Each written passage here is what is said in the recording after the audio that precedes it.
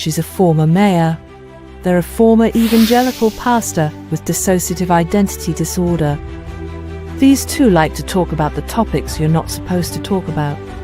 They might cause you to perspire just a bit, but they'll definitely make you inspired. Let's talk religion and politics, and what spirituality and emotional well-being look like in a post-evangelical world. This is Paul and Ashley on Evangelicalish. Happy Sunday. Hey. Oh, yeah. I am just sending a quick hey to Doug on the left and Pucky, who was excited to get home from Walmart in time to get Way on to with us go, this morning. Pucky. That is an exciting way to like be greeted into your weekly podcast with your husband. Well, and say what you said about Doug on the left Oh, yeah. right before we Okay. came on the air. You know it's time for Evangelicalish when Doug on the left gives you the woot woot. Woot woot. And you're like, it's like in the Flintstone, cartoon when the whistle went off, like, well, woo, and it's time to leave. Like opposite, it's time to go to Ish when you hear the woot woot from Doug on the left. Yeah, so glad everybody's here. Last week was hat day for us. Today is just out of the Wet shower curly day hair day. for I both know. of us. Yeah. Yeah. So, and that's how it goes sometimes. There's going to be a point at which your wet curly hair is longer than my wet curly hair. I'm pretty We close may already. actually already I'm pretty be close at that already. moment. So what does that say about us? It says we're human and we're on our journey and we don't give a shit what people tell us we should be like. We just are. Yeah. There you go. Hey, so I What was wanted to that? just say, That hand signal was that was like, I was like pointing to you on my screen and like oh, what you said. okay. All right. Got Yeah. it. I wasn't sure what that was. I'm not sure if you noticed the coffee cup I'm drinking out of this morning, but check it out. It is the Subaru logo. Oh, yes. Because this morning I'm drinking from the complimentary beverage cup provided by Subaru because I got a new Subaru this week. Yeah. What show was it where that was it Price is Right? A new car. Yeah. Oh, God. And a coffee mug. That and a ball cap. Yeah, we've been a a one car couple since what? Like 2019? Since It's right been before 4 COVID? years, I feel like. It was, I think it was maybe 5 years. It's been for sure by COVID, I had a leased car and I turned it in. I'm like, why do I need a car? I'm working at home. We made the decision before COVID. I remember because Oh, you're right. You were working in an office right down the road. Like a mile away from home. I was working for home. We had 2 children driving cars with very high insurance rates. And we're like, yes, maybe we don't need 2 cars for now. Yeah. And then COVID hit and we're like, oh, this is really good that we don't have the extra car. Exactly. That's right. Yeah. So many people and we live in a very like suburban city. So like you are if you're like a normal adult, you should have a car because public transit doesn't get you around, whatever. So everyone thinks it's so weird that I don't have a car. Then they'll ask me like, why don't you have a car? And like, let's get it straight. I have 3 cars. None of them are mine. I am not going to be a 4-car family. Like we cannot afford this stuff. Yeah. And so I got an e-bike and was riding that all around, which I love, but Fresno gets really hot. I felt so bad for you on many days when it was either raining, because we have had a couple years of rain, and then it's just a sweltering heat and like you cannot. Well, to me, sweltering is like Phoenix with humidity and all of that. Yeah. We have a dry heat, which is a thing. And it, 100 here is 100. Like it feels like 100, Yeah, it's not as hot as 92 in Southwest Missouri where I grew up. That's right. But still, then when it gets to 104, I just say 104 is just now it's fucking hot. There is a point where on the asphalt, it does swelter up, right? Like there's a point where if you're walking across a parking lot to get to your car, your skin is feeling burned from the heat off the asphalt, and that is too hot to ride a bicycle. Well, one day I rode the bike and I'm like, oh, it's, when you're riding, when you're moving, the air is coming. And so it's not too bad. Yeah. And I rode over to my teaching job. And when I got there, I was like really wobbly and like, oh, this may not have been a good Yeah. idea. Yeah. Anywho, that is some of the exciting news for my week. Yeah, a new car. And it's Yes. a really cool one. Doug on the left in the live stream here. For those of you who are listening on audio, we love having you listen to the podcast on audio, but you also can join us live on Sunday mornings at 9 a.m. Pacific. Doug says they get both extremes, hot heat and humidity. Yeah, my family that's in Oklahoma, they always pay attention to the like temperature is this, feels like this. Yeah, And the humidity always adds, I don't know, 10, 15 degrees. it's brutal. So, It's brutal. I love living in a non-humid space. It does yeah, make a difference. People who have lived in Fresno forever, they make jokes about that. Oh, dry heat. And I'm like, yeah, you've never lived in it's a thing. humidity. You've never lived in You go to, humidity, have you? man, I used to have to sometimes travel to DC in the the hot spring time or summer, and it is, you do not want to be there. It is nasty, nasty. Anywho, Is Doug in? Yeah, Doug's in South Dakota. yeah. I'm just wondering how Doug feels about having Donald Trump there on Mount Rushmore. There's quite a move. There's quite a move for that right now.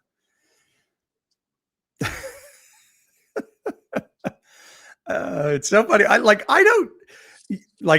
I don't get being a Trump follower altogether, but the worship and adulation is what really just baffles me. You know what? That is such a good point. It is, in no scenario are any of these people in no other scenario would they be advocating for human worship this way. Yeah. It is bizarro.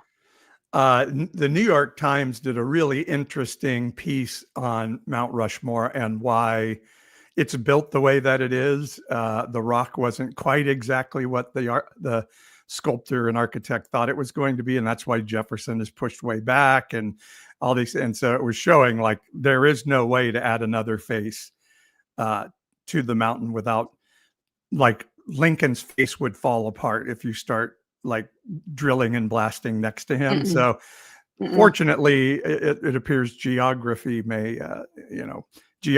may hold us off from that horrible. But the fact that, yeah, Doug mentions here they had a bill submitted to add him, and then the fact that somebody would feel like they could propose that bill and not immediately be kicked out of Fired. Congress Yeah. is beyond belief.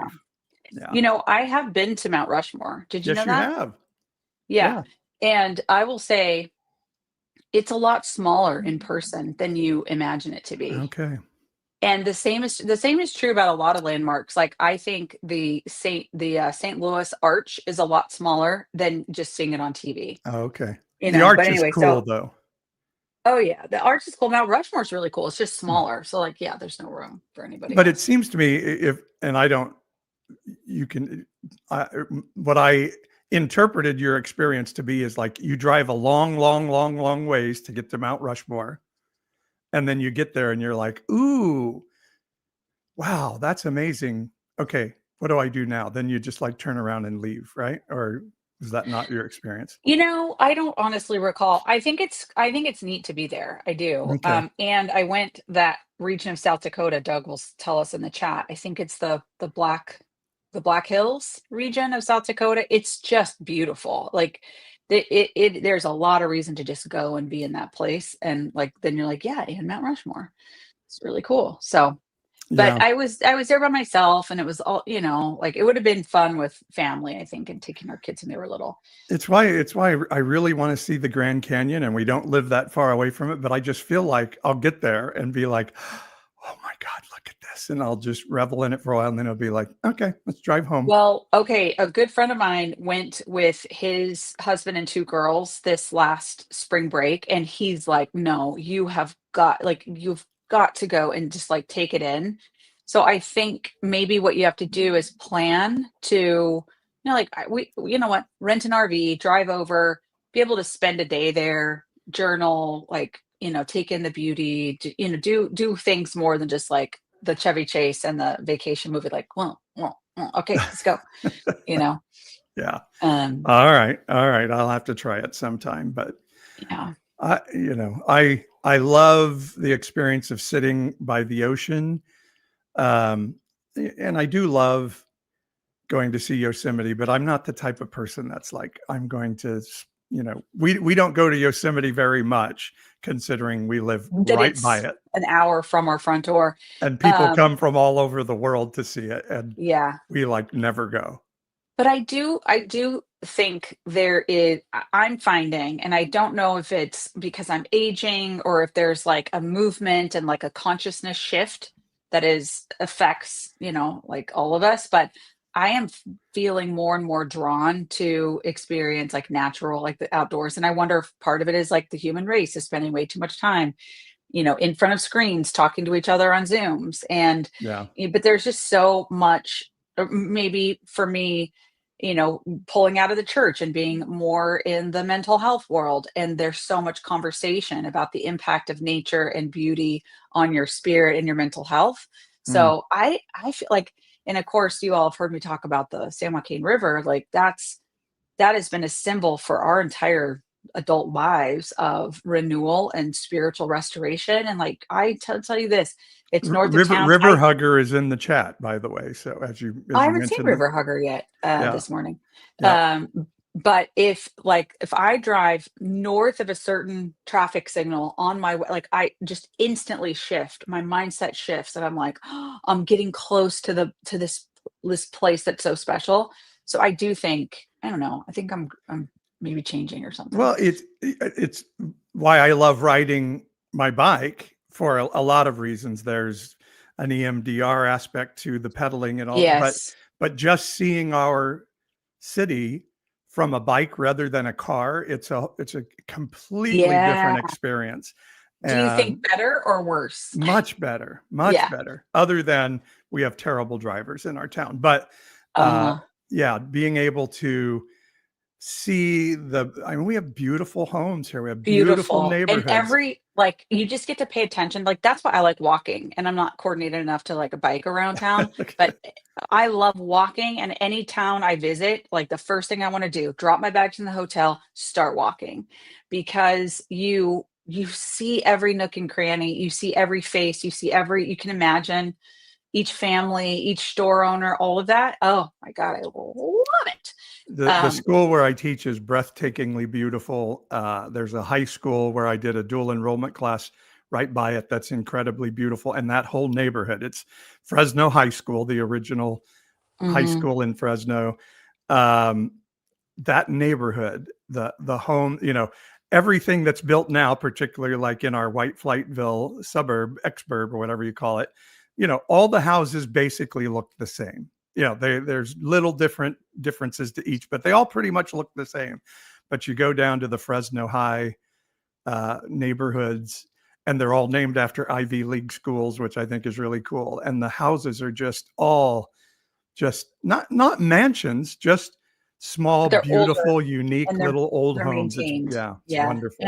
In our world of like strip malls and subdivisions and slap up a stucco house in 5 minutes, those homes that do have some, different building materials are really inspiring. I want to tell you about my walk on the beach this week, because it's going to get us into our topic for the day. Okay. So, I was off this week. I got to have 2 days over at the Central Coast in this lovely little place called Cambria, and met a girlfriend of mine over there who we do some work together.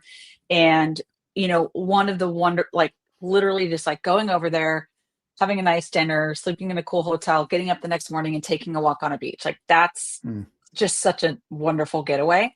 So we're walking on the beach and we're just talking. And turns out we have kind of a similar story of deconstruction, or like her, faith tradition is like kind of rooted to similar aspects of the charismatic evangelicalism that you and I grew up in. And so anyway, we got to talking, and she's a little bit in the like deconstruction process, but not looking to throw everything out. And so anyway, I would just say, as so many people did for me, including you, Paul, as I've kind of been going through this, like, hey, here are the breadcrumbs, here are the things that were helpful to me, et cetera, et cetera. So we got to talking. And one of the things that came up for me, I was like, when I really boil it all down, I personally, what I have needed to deconstruct, and when I say deconstruct, I mean just kind of move an ideology to the side, stop making it the central main thing, move it to the side to see something different than what I grew up seeing. That's all that means to me. And I just, imagine this like cinder block in my vision, and I just scoot it like this. Two things. One, for me, I didn't realize how what is the word, the personification of God, like making God a man, but it's like Anthropomorphization. Thank you.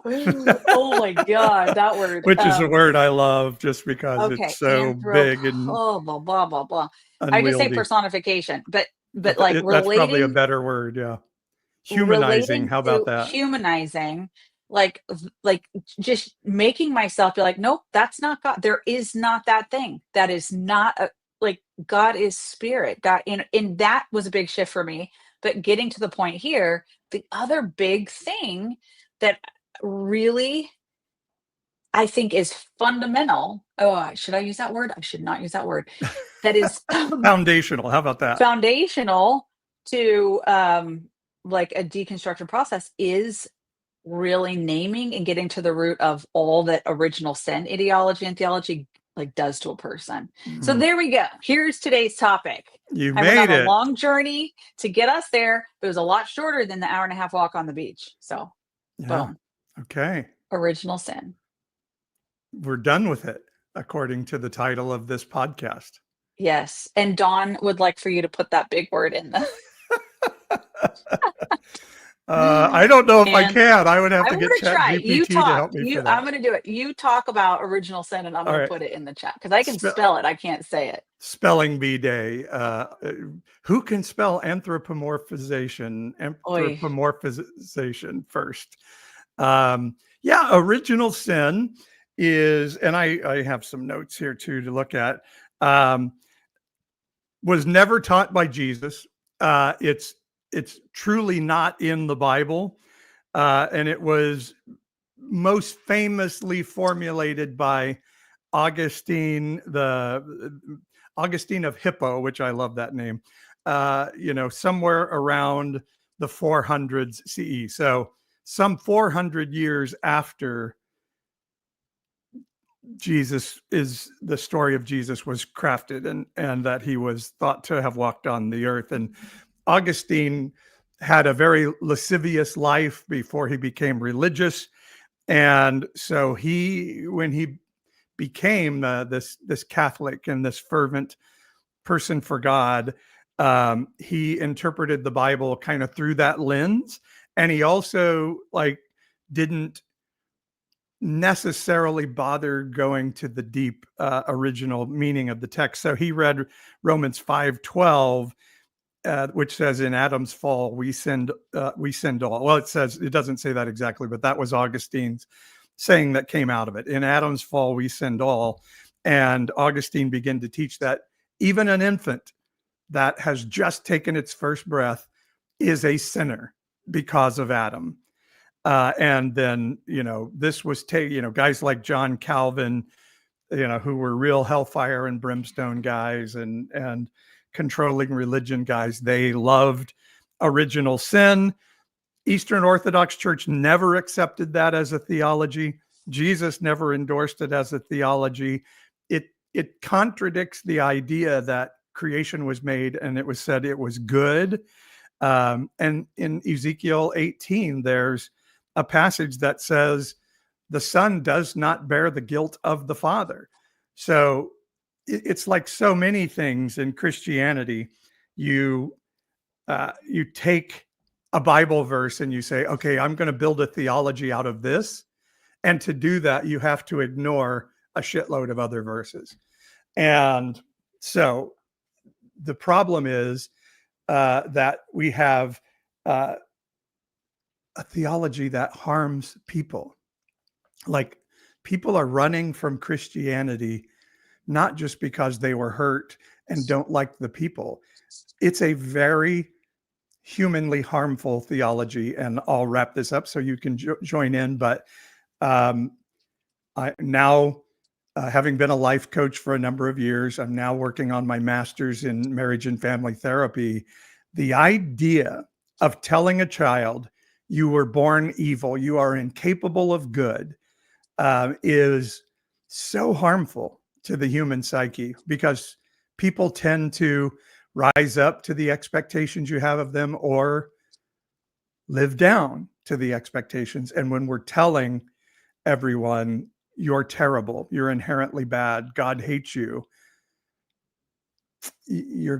that's going to have an impact on how you see yourself and then how you act out of that self-image. So it's a horribly terrible theology. And so I'm interested, why do you feel that is foundational and a block you had to move? Yeah. Well, so first I'll just say this, as you always kind of cast the most negative and extreme expression of evangelical stuff. That's just a little bit who you are. One, two, you grew up in this Assemblies of God world where, like, you could at any second think a wrong thought and be, condemned to hell. So you Right. grew up in the most If extreme. Jesus came back at that second, I'd be left behind, even though That's I'd right. been perfect for 7 days before. That's right. And then I grew up Baptist, and then, moved into the charismatic end of evangelicalism with the Vineyard, and ultimately, like, the whole kind of Bethel stream of things. And I think that I was a little bit bubble wrapped, because I got the, like, all have sinned, all have sinned, all have sinned, fallen short, fallen short. Thank God for God. And once you say these, this 1 or 2 sentence prayer, you're good for the rest of your life. And so the reason why I bring that up is I know that if anybody from our old church world would have heard what you just said, they'd be like, oh, come on, Paul, that's not what we taught in our church. You are taking, but it's almost worse when you're in the, like, bubble wrap of, but it's okay because faith, because Jesus, and Jesus, like, Jesus lifts all that off of you. It's almost worse. So I land in my whatever 40s, and I start going through this deconstruction process, and I'm like, surely, on the one hand, I always had this North Star vision and connection with this all loving, perfect, divine kind of thing that I still feel a connection to and does pull me forward. On the other hand, in my entire life, I mean, I said the 2 sentence prayer when I was 4 years old, and, like, walked a pretty disciplined, like, spiritual Christian faith my entire life. I still had trouble. Like, every day I felt guilty that I wasn't, that I didn't pray enough that day, that I didn't enter the throne room in the right way, that I, like, there was, when I would quiet myself and try to access that connection to spiritual stuff, all I could think about was what I had done wrong and how I Yeah, was not good enough. I And I so don't it was belong a here. block. Yeah, like, it was a little bit of the imposter syndrome, all that kind of thing. So anyway, I'm saying that as, like, I don't think people from our old church world are actually listening to us, but if they were, here's the rebuttal to, well, the whatever is the rebuttal to the rebuttal. It is an important thing to stop and consider. I don't care how grace conscience your church environment was. This original sin thing, for one thing, you can debate it all day long as to whether or not that was really what Jesus was lifting up, really what was being said in Romans, all these things. And two, like, its tentacles go way deep in ways that you probably don't realize, is my bottom line. Yeah. It's interesting, a light pushback on people. Christians would say they don't teach that. I don't know how most Christians could say they don't teach that. And I would say even the Baptist would say flesh is evil, right? Like, I'm once saved, always saved, but flesh is evil, and human beings are incapable of doing good without God. If you don't have God, I mean, wouldn't that be true? Um, yes, but I guess what I'm saying is, in my experience, there was always two parts of this, like two sides of this coin. One, you are the human that's terrible upon birth, blah, blah, blah. Two, it's okay because Jesus grace is extends. You never have to worry about it because Jesus grace, Jesus grace. And I think a lot of the people that we hung out with in our church days would say we were always focused on the second part. We were never trying to emphasize here. And my point is, because it's part of the same coin, if you stop and reflect on how you have ingested that and how that affects your view of yourself and how and whether you can access divine connection, it is a bigger deal than you think. That's what I'm saying. And I mean, it is foundational to the theology that God needed to do a human sacrifice of his son slash himself. That had to be done because human beings were inherently evil, because Adam, not Eve, Eve ate it, but we don't really care because women aren't as important. But Adam bit, well, an apple, some would say, but Eastern Orthodox would say a pomegranate.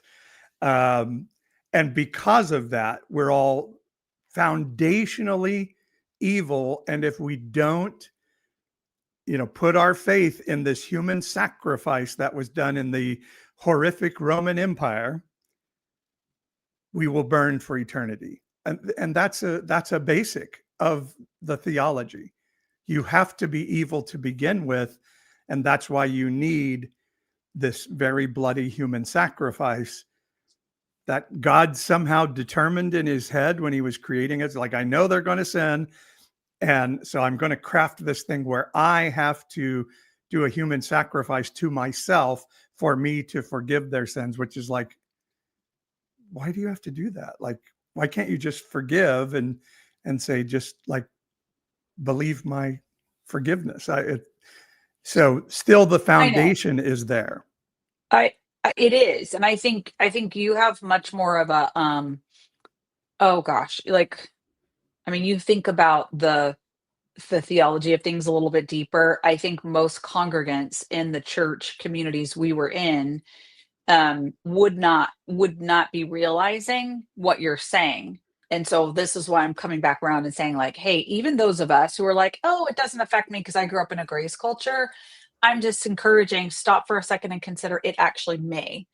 Um, it certainly did for me. And that's all I can say is Yeah. it certainly did for me. And then obviously people have to do their own evaluation. But like, after probably 2 or 3 years of kind of tail spinning, and I in my deconstruction journey, which, by the way, 2 words I'd like to never say again. Like, if we could, like, I feel like it's so overdone if we could think of another way to say it. But um anyway, like, at 2 or 3 years of tailspin, but always in the middle of that feeling, I felt like I was stuck in a jello mold of like, yeah, but I know there's divine. I know there's perfect love. I'm encased in it. I just don't understand why the practice and the little Bible stories that always kind of worked for me in the past are not cutting it.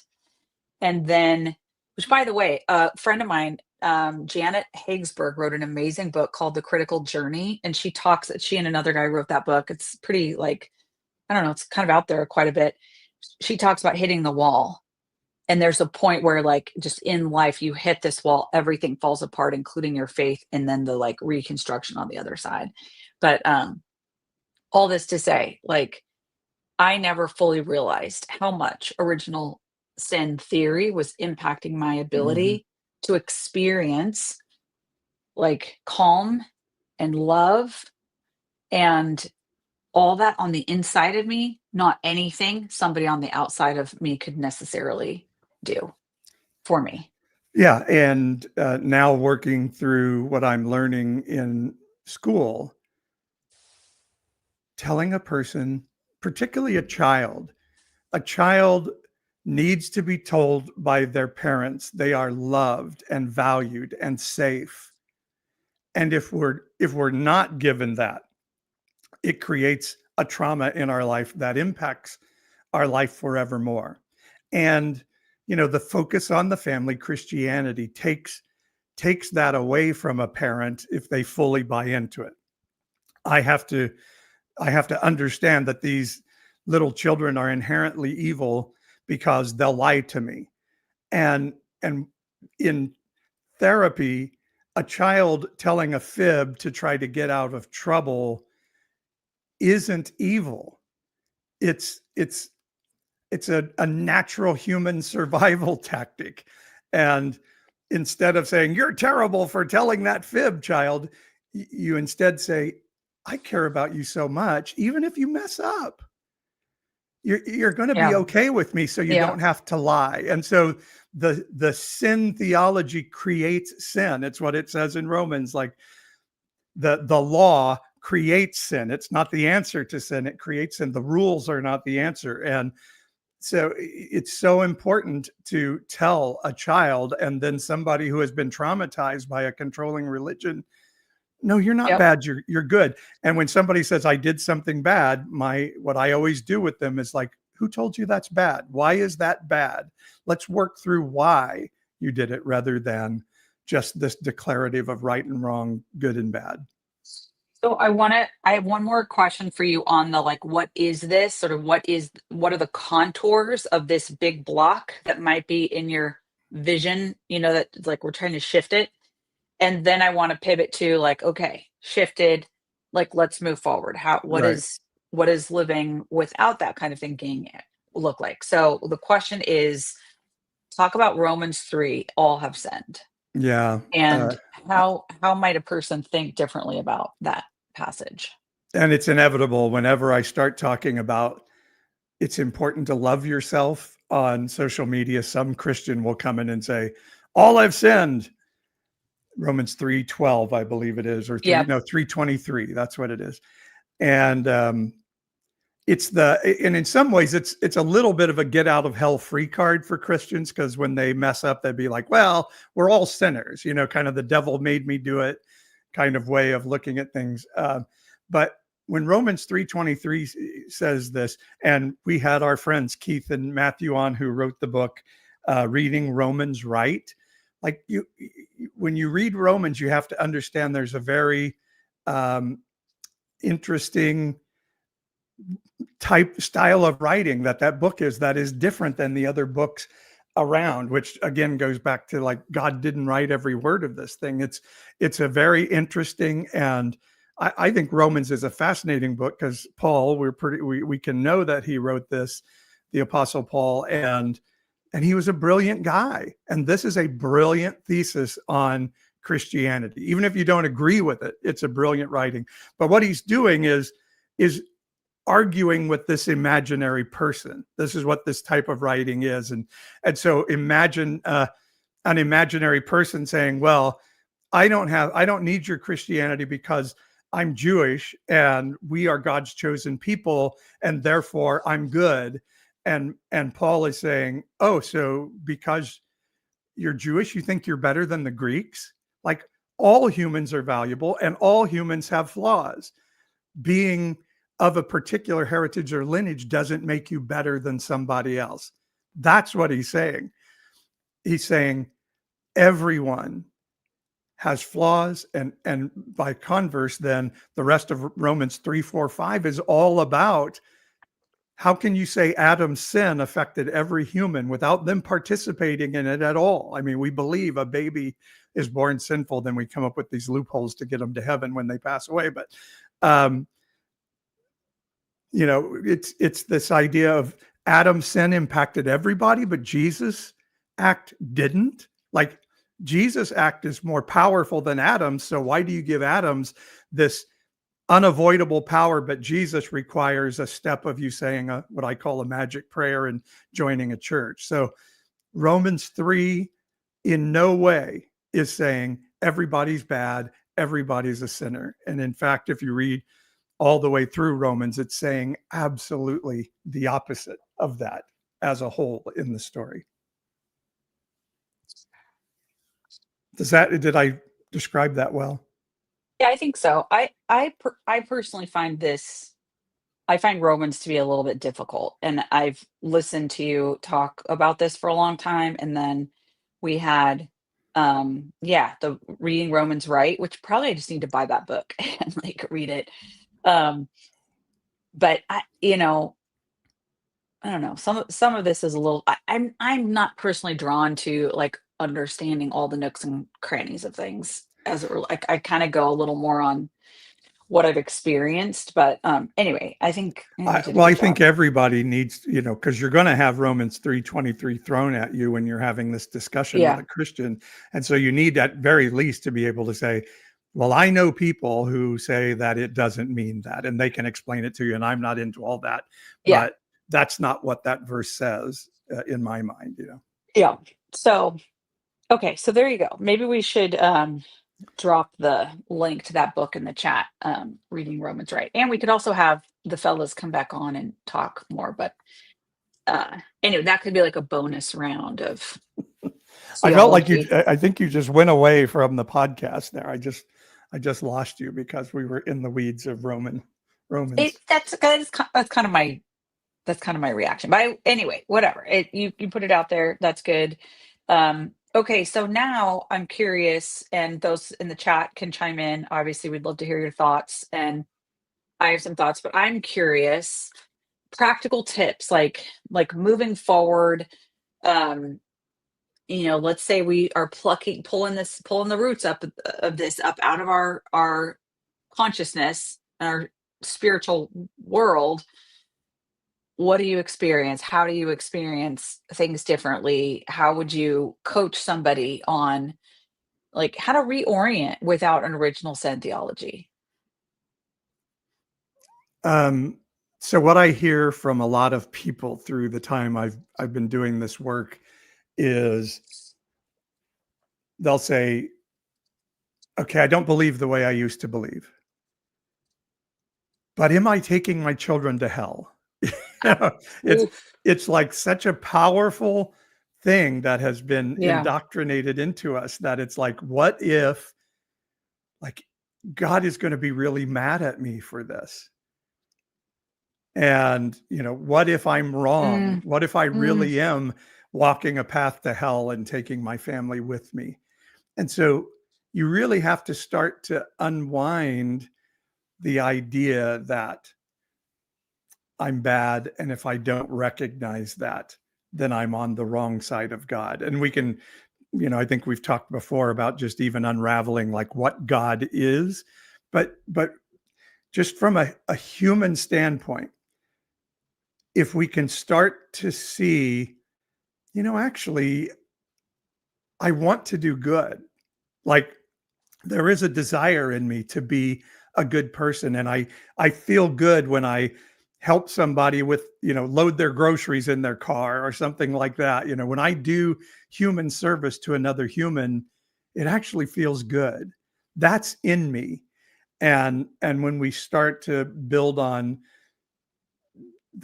I'm basically good. All humans have goodness in them and the ability for good.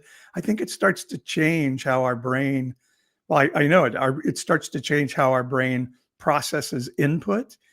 And then when we have the guilt and shame of our life, even am I taking people to hell?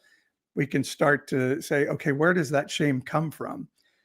Well, I stole a pack of bubble gum when I was 12, and my dad really told me that was evil.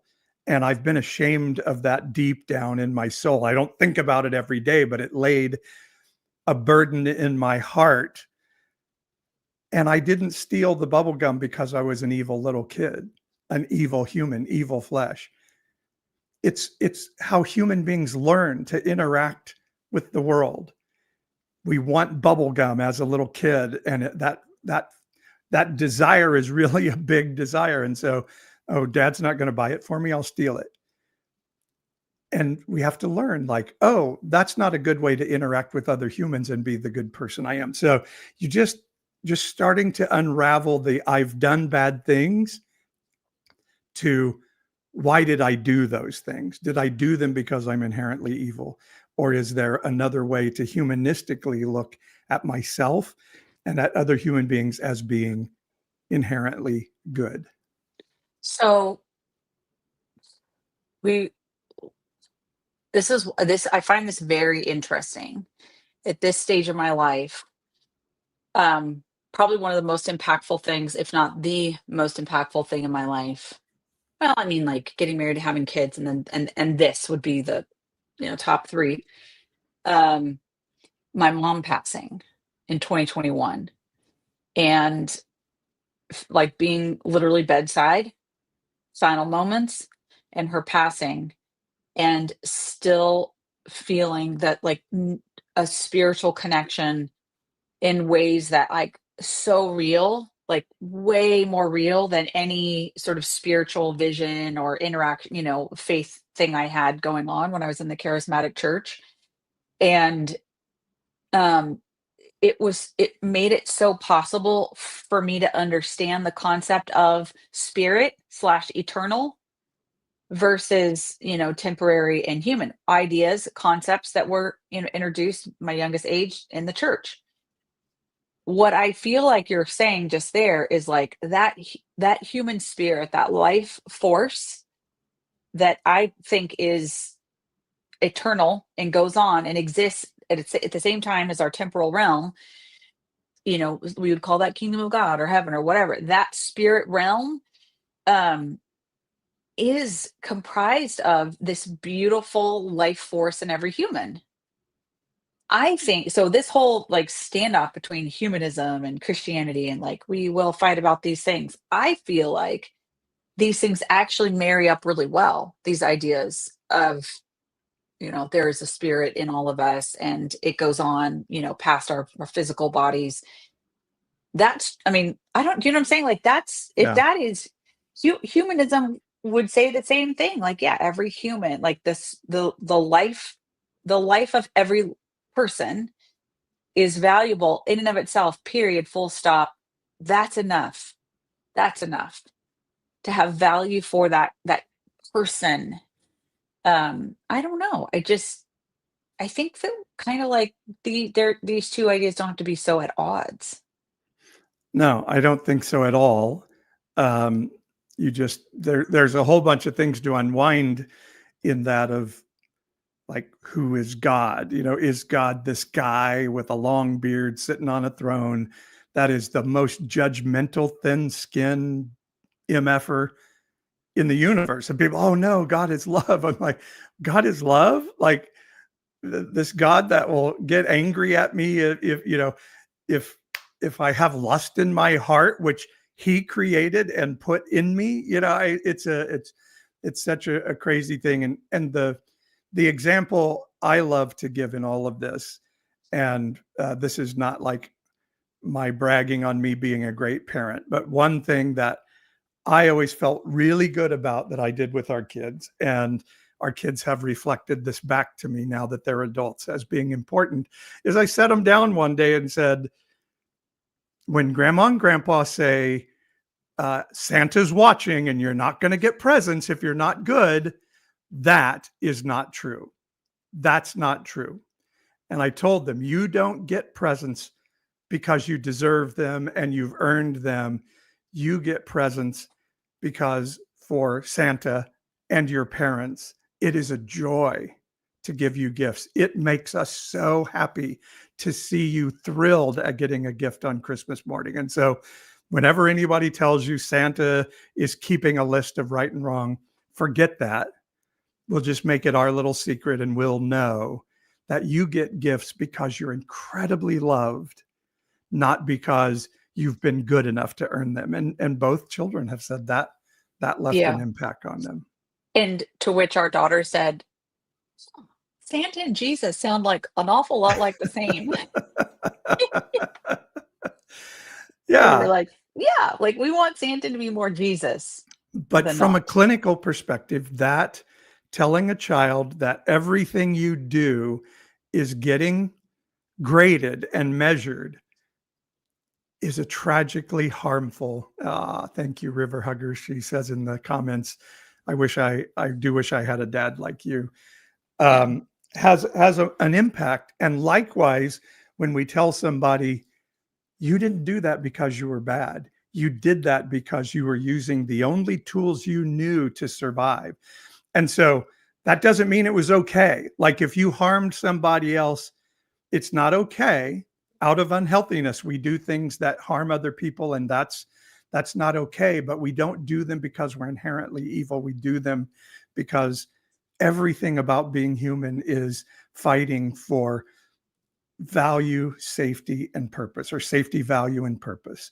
And sometimes we don't have healthy tools to get there.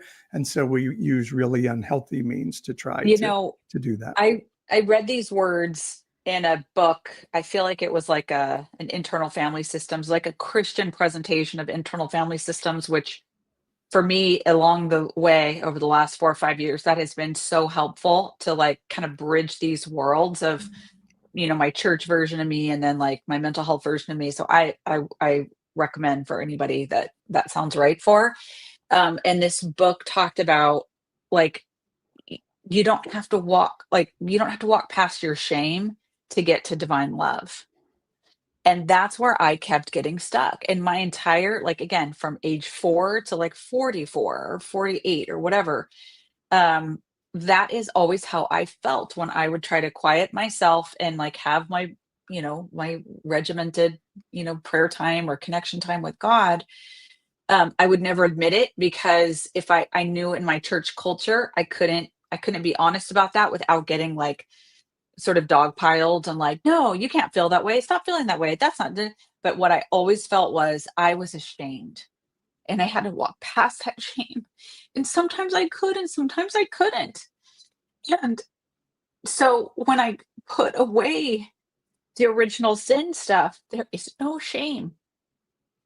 So then it's just like open access to what you would, however you want to imagine that divinity and that perfect love.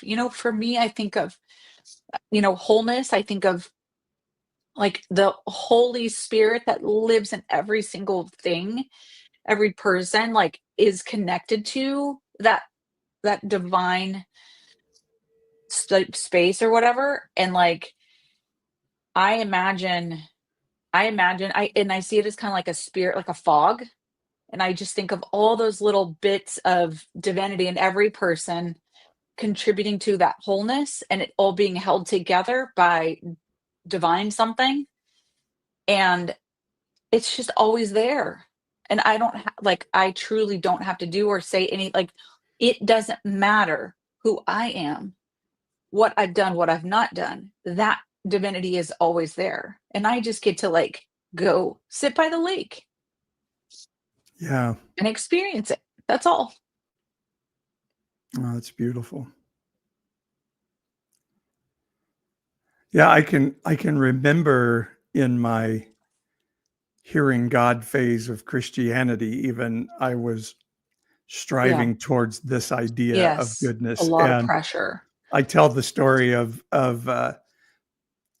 leading a small group, and I'm like, oh, I need to pray for forgiveness of my sins so God will come and be with us at group tonight. And I'm just, oh God, forgive me. What do I need to? What must do I need to like harm myself to have you come to group tonight? And I just remember hearing in my head, this like, we have so many better things to talk about Yeah. than Yeah. this.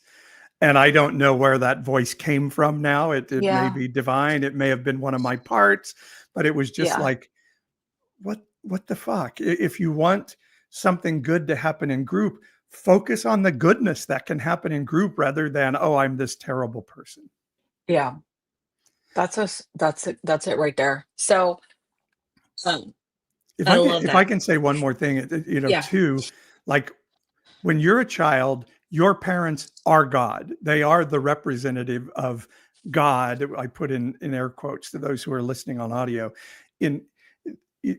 They are all good and all right. Everything they say, you cannot Yes. question. It is the truth. Everything they do shows who you are. And again, they're supposed to give you safety, value, and purpose. And if that's not happening, which is far too common in our occurrences, Yeah. a child can only say, I must deserve this behavior. If something highly traumatic, physically harmful, emotionally harmful, it leaves a mark on a child to say, well, that adult, that parent cannot be bad. That's not possible because they're God. So therefore, I have to be bad for this bad thing to be happening. And we take that on as an identity, trauma-induced identity that says, I'm bad. I'm bad at my core. And therefore, everything I do comes through this filter of I'm bad. And if a bad thing happens, it's because I deserve it. And we've kind of laughingly talked about the fact that, like, when my son would strike out on the baseball field, I'd be like, oh, I must have sinned, somewhere along the way. Yeah. And it's just something that that is real, and we have to be healed from to be able to see ourselves differently. Yeah. Your wife did not know that you were thinking that, by the I way. know. Like, I know. ugh, I hate that. Um, okay, so And it's why somebody is defensive and passive aggressive and all those things. It's like, I can't be wrong. You can't come to me and tell me I did something wrong, because to be oh wrong yeah, is it's bad. shame. It's just this, it's Yes. like defensiveness. It's like when it squirts out, it's like squeezing a toothpaste. When defensiveness like shoots out, I don't know that it's always the case, but it seems like oftentimes in my Pretty good experience, I was indicator. like, there's like a shame thing going on in that situation. When you have a powerful identity that says I'm good, when somebody comes and says, hey, I need to bring something to your attention, we can say, oh, good. I want to hear this. I want to Yeah. learn and get better. And if I did something that bumped into you, I want you to tell me, Yeah. which is So true. hard. It's hard It's to so get there. hard. It's taken me a long time to get better at that, and I think I still struggle with that, but at least I think I'm more aware of it. Um, So should we sort of spiritually ground this in? mhm. Yes, that's just what I was going to say. So, I was gonna give, like, a little helpful, I think, oh, whatever, you guys can be the judge of whether or not this is helpful and let me know. But I I want things to be really practical. I love vision and concept and stuff like that, but then, like, for me, I want it to translate into practical steps. So, I was wondering if maybe we could encourage everybody to try this over this next week. Um, so just kind of evaluating, like, hey, is the original sin thing still playing out for me? Is it still affecting my mental health, my connection to others, and my connection to love? Maybe a way to do that would be quiet yourself just a couple of minutes, and just imagine yourself being connected to however you would envision this divine space and love, and that perfect love, and just notice what immediately comes up for you. Like, is it something that gets in the way? Is it like even if it just seems like a distracted thought, I don't believe that there is such a thing when you're like trying to have sacred time and space. In my experience, something that's like, oh, why did this weird thought come up from 2 or 3 days ago? That's like, I chose Fritos at pay attention to what it is and write it down. And then go back to like, let me try to observe and connect with this divine love. What else comes up? Pay attention to it, write it down. Do that for like 5 minutes, maybe 2 or 3 times this next week. And then look back on what you wrote at the end of the week and have reflection time on that. You know?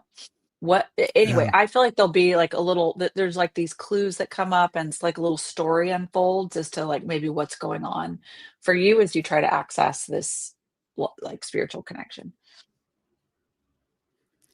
Yeah, My I thought. love that. And I would love anyone who tries that to like share how it goes, like Yeah. either on our socials, or you can email through the website. Paul at pastor-paul.com, and just let us know how it goes. Yeah. Hmm. It's really, really powerful. It's, at the end of yoga, when they sometimes say the divine in me, what is it? What do they say? The Sees the divine in divine in me, you. see the divine in you. Yeah.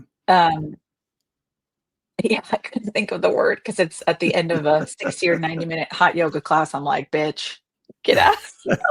Like, let me out of this room.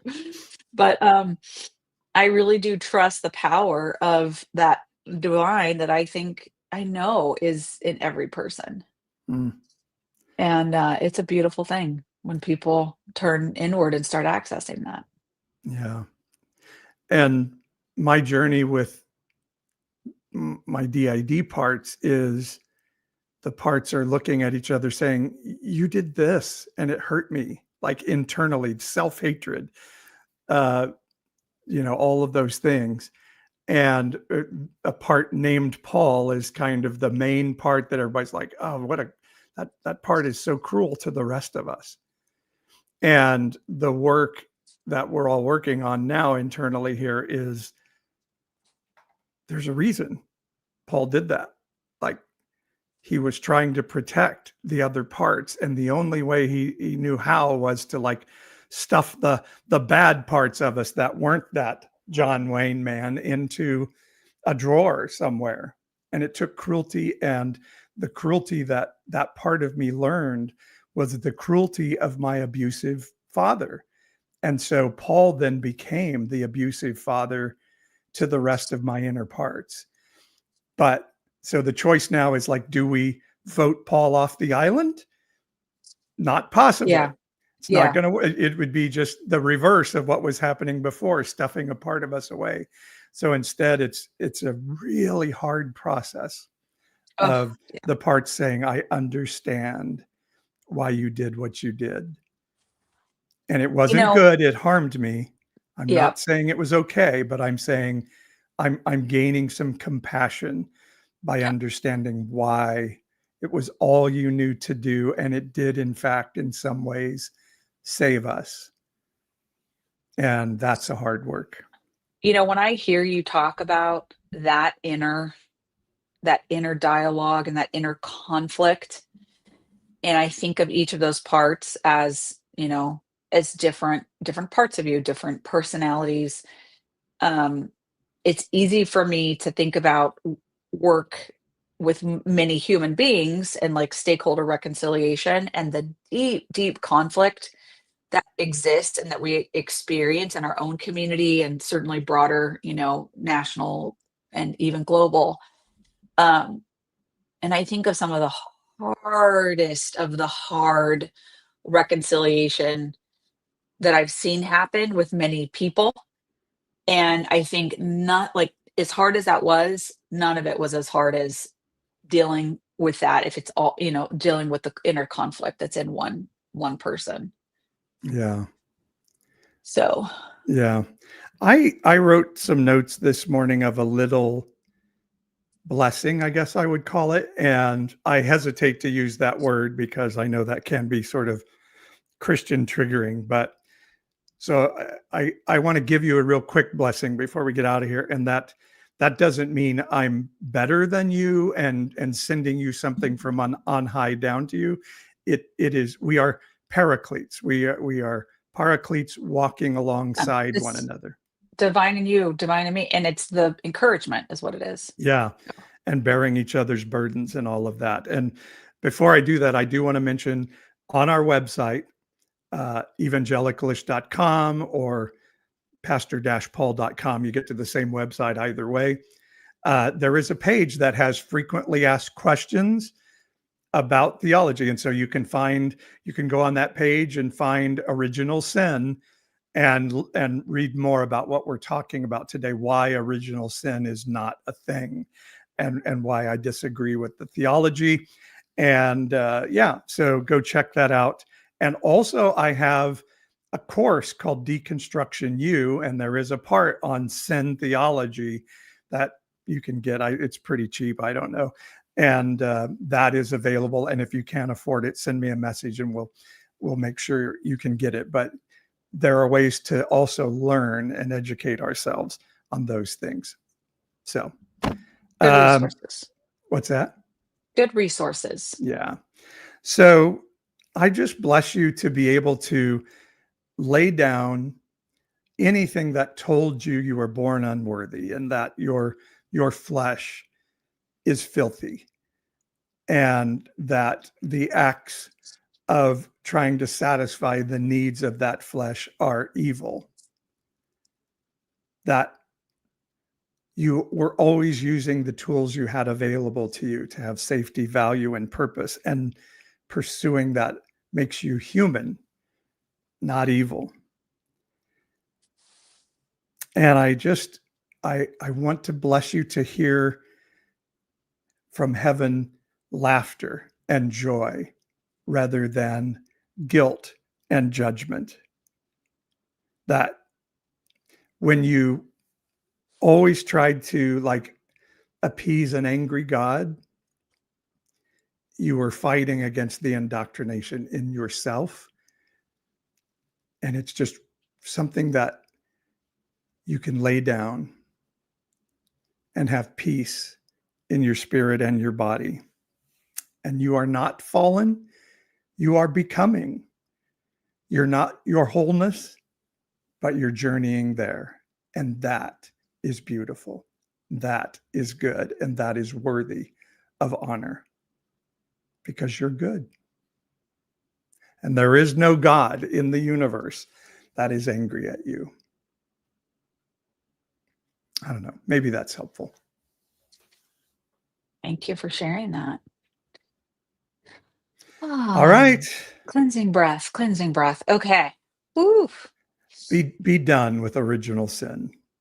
It's a terrible theology and it's a terrible anti-human view. Yeah. Yeah. All right. So many more things to say about that, but we should probably leave it right there. Here we are at an hour. Thanks to those of you who have joined with us live. We are buoyed always by your comments and the feeling of connection as we gather here now on Sunday mornings, 9 a.m. Pacific.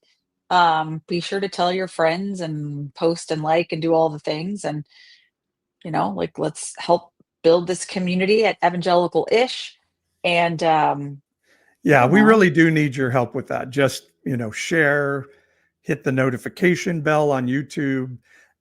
Those things, we're trying to break through the algorithm right now. Yeah. And it's very difficult. So all of those things really help. And I want to say hi to Richard. Richard sent us a message this week that he just loves being able to turn on our podcast and our messages every time he goes for a walk every day. And so, Richard, we love you. Thank you for your encouraging word you sent this week. Means a lot. Yeah. All right, everybody. We'll see you next week. Be sure to share your experience with your reflections this week, and we'll talk about them next week. Bye, all.